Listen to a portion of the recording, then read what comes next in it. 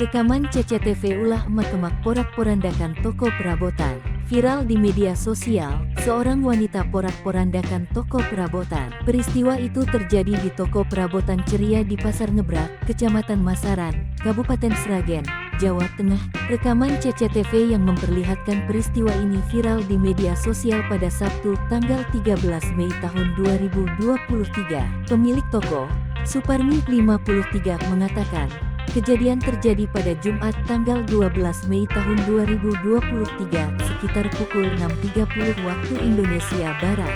Ia mengatakan, emak-emak tersebut tiba-tiba masuk ke toko bersama motornya yang masih melaju. Tak bisa mengontrol laju motor, emak-emak tersebut menabrak semua perabotan yang dijual di toko itu. Dikutip dari Kompas.com, Suparmi menduga karena penabrak panik saat akan memarkirkan kendaraannya. Apalagi, wanita tersebut sempat menabrak rak piring dan tanpa sadar terus memacu gas motornya. Kondisi emak-emak tersebut tidak mengalami luka dan langsung pergi meninggalkan toko. Tak lama kemudian, emak-emak itu kembali ke toko untuk membeli nampan plastik seharga Rp13.000.